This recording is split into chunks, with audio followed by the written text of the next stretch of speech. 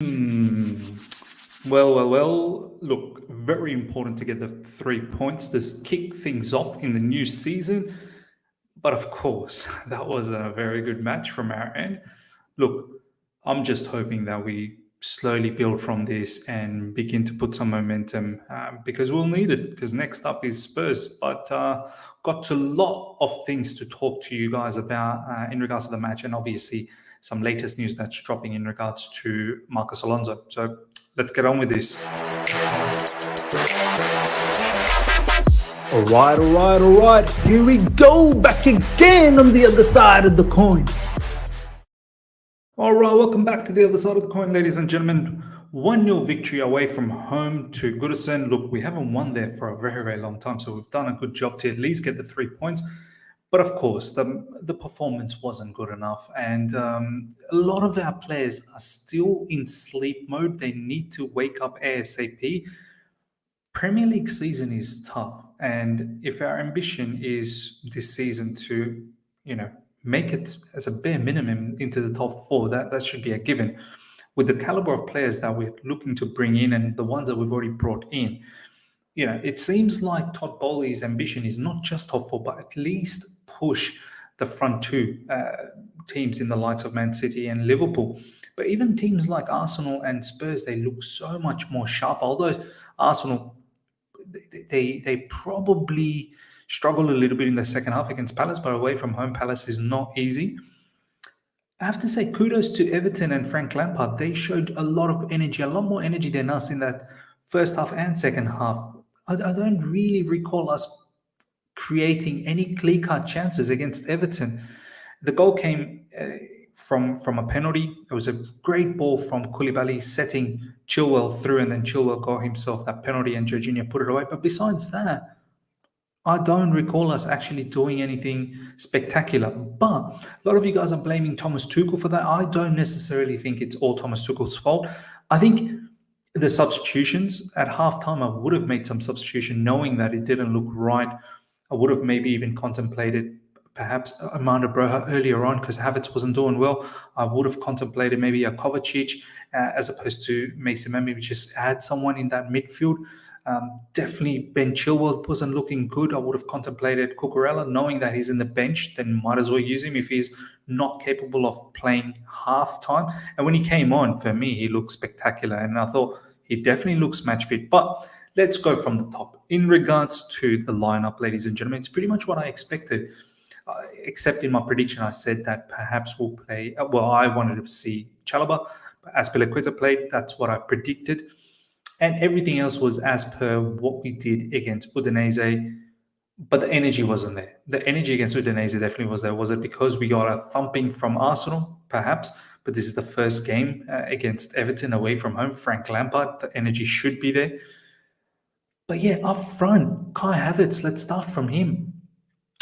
I'm worried. I know this is only the first game, but we've seen this situation with Kai Havertz last season and the season before that. It's high time. He's been sleeping all throughout the preseason and this particular match. I don't even know where he did in this match. So with Kai Havertz, he's got to wake up. I would even consider Armando Broja against Spurs at this point because at least Armando Broja came in and it looked like there was energy. He was pressing well. He was holding up the ball well. He got himself a couple of fouls.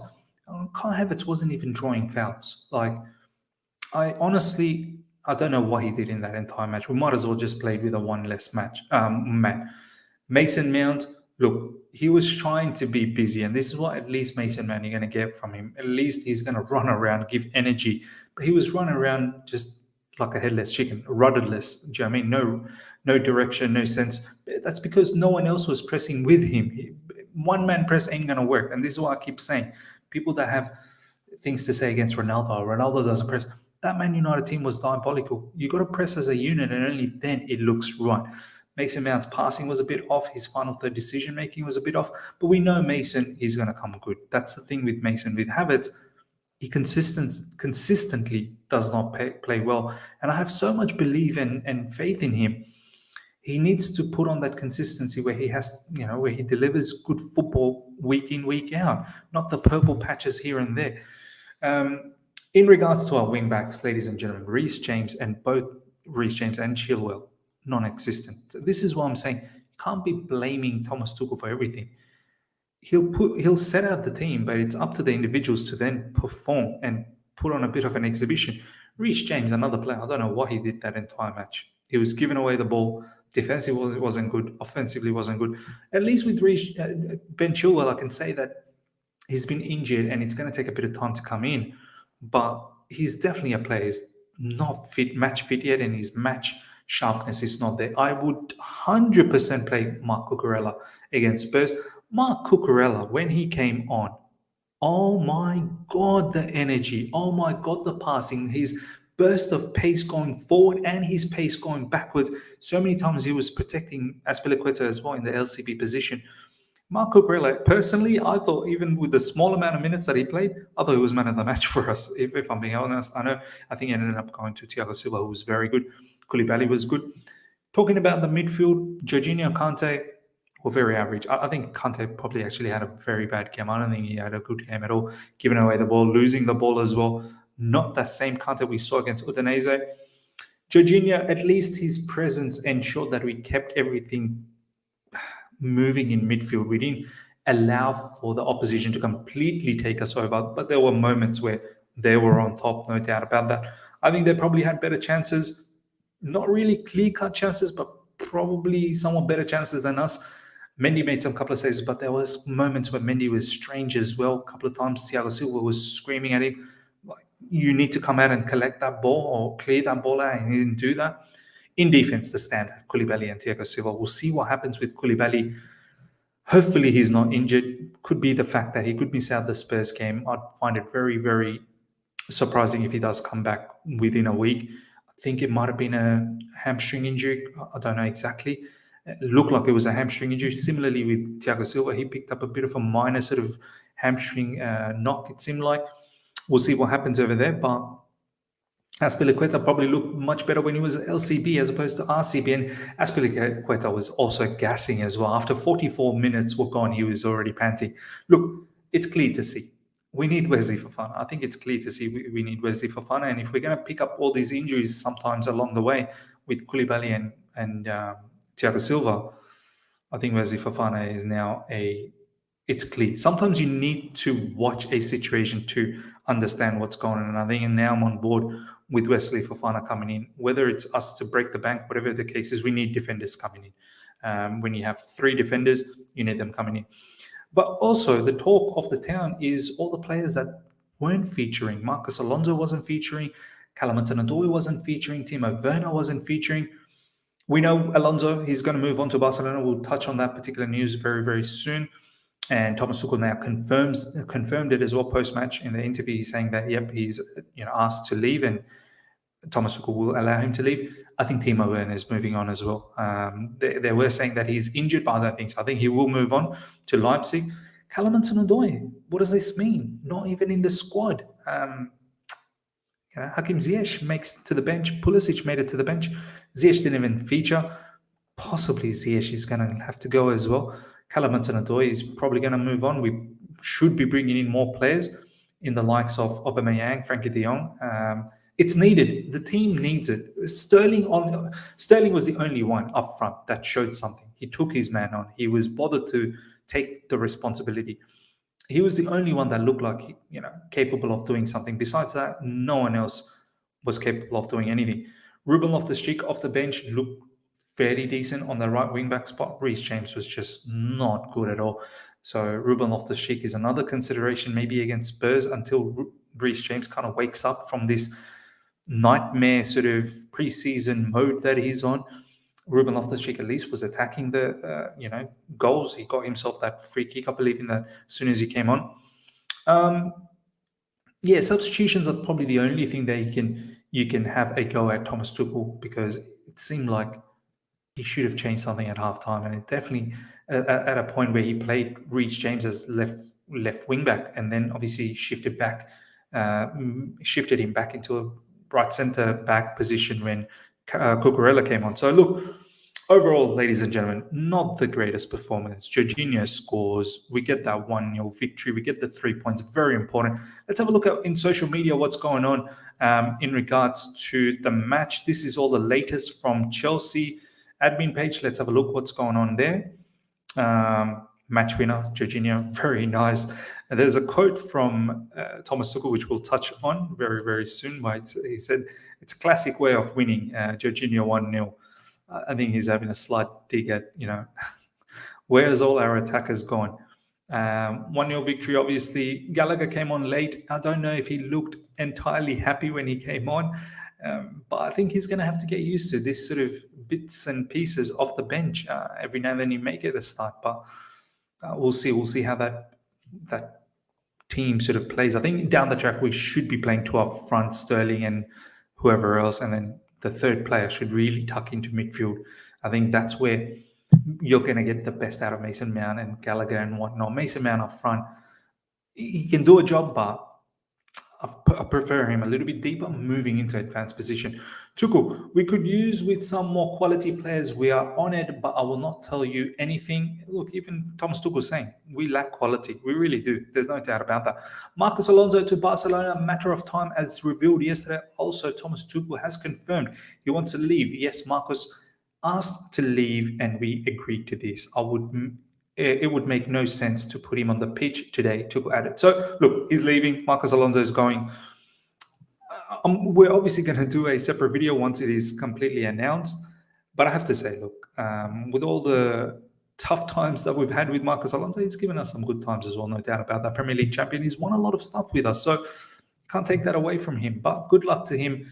Cucurella is an absolute upgrade and a half, and then some. As I keep saying, when Cucurella came on, the complexion of that match on the left side changed massively. Marcos Alonso is not part of the Chelsea squad today, as deal with Barcelona is really close, matter of time. Details then it will be completed in the next days. Callum Hudson-Odoi also not in the squad. I keep saying it. Callum needs to probably move on as well. He doesn't have a future. If he's going to keep playing as a right wing back, I rather prefer Ruben Loftus-Cheek. In fact, I would like to see us get someone in the market, whether it's Dumfries or Kyle Walker-Peters. But at least Ruben Loftus-Cheek is doing a job right now. Barcelona closing in on Marcos Alonso deal. Barca and Chelsea are finalizing the agreement, working on the last details in order to get the deal completed very soon. Being told final fee will be less than 10 million euros. Personal terms already agreed 3 months ago. Look, and last I saw something around £7 million, something like that. Maybe a bit less than that. Look, it is what it is. Time to let him go. Wesley Fofana. This is the latest on Wesley Fofana, ladies and gentlemen. Chelsea have submitted fresh proposal for Wesley Fofana on Friday in excess of 70 million. Leicester have turned down the proposal, so 70 million has been turned down as well. And now it looks like we're going to go in again to go for something even bigger than 70 million to get Wesley Fofana. I'm actually all on board. If we can give them Ampadu or even Callum Hudson-Odoi just to reduce that financial burden on getting a player like Wesley Fofana for that high price, I think that's warranted. Ampadu is another player that wasn't even in the squad. Leicester turned down the proposal. Rodgers also insists he's not for sale, but Chelsea are determined to try again for Fofana. The player would be 100% keen on the move. I think this player is now needed. Okay, let's check out some of the latest quotes that's been going around. Jorginho over here. We know it was a hard place to play. We stayed humble and put a lot of effort. Was a deserved win. Was it really a deserved win? Look, I'm happy with the 3 points. I'm not really sure whether it was deserved 3 points. Ben Chilwell, I've had the whole of preseason, a few extra weeks coming in early. It's completely different to today. It's intense. One of the toughest places to come here. First game and happy to get the win. I'm exhausted. Look, he's not match fit. His sharpness is not there. I would like to see Cucurella against Spurs until Chilwell slowly comes off the bench and finds his rhythm. I had a conversation with the manager yesterday. He said, "Am I ready?" I said, "Of course." I didn't know I was if I actually was. Even he sort of thinks he's probably not ready. Jorginho on penalty versus Jordan Pickford. Of course, you think about it. Euro 2020 final miss.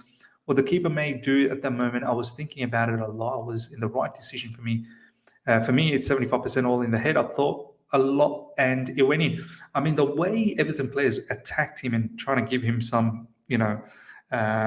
lip service, I suppose, from Yeremina especially, was well done. And no hip skip and all that, shenanigan from Jorginho. He just went in and, placed it nicely. What is it we have? We have from Thomas Tuchel over here saying we struggled last season to get points. We have them. A win is a win. It's the most important. We have to get better. There's no doubt about that. Thomas Tuchel over here saying we're not on the highest level. Players came in late. Preseason was turbulent. We had high training last week. We had not enough movement on the ball, more ball losses. Strange second half, 10 minutes extra time in the end. Strange. Yeah, I found that 10 minutes extra time. I don't know where that came from. We hang in and kept a clean sheet. So from here we go. Look, I would expect us to get better and better from here on in because, we didn't have a preseason. That was a holiday at United States. Finally, we kicked in gears with Udinese, and looks like now the training is slowly starting to be more intense. So hopefully it gets better and better. Look at this. Thomas Tuchel, very classic that we win 1-0 with Jorginho penalty. He doesn't like these 1-0. Look, obviously 3 points, great, but he definitely is not a fan of these 1-0 Jorginho penalties. Thomas Tuchel on new signings. Koulibaly came in late and struggled. Raheem struggled physically at the end. Cucurella was very strong for 20 minutes. Koulibaly came off with just cramp. Hopefully that is what it is, cramp from Koulibaly. We need him against Spurs. Him and Silva were monsters for us in defense. And of course, Cucurella with the 20 minutes was probably better than anyone else who played 90 minutes. Thomas Tuchel, I think if we can add to the squad, we add midfielders, may not the first options, but we can use new legs and fresh input in to bring us to the new level. If not, we will push.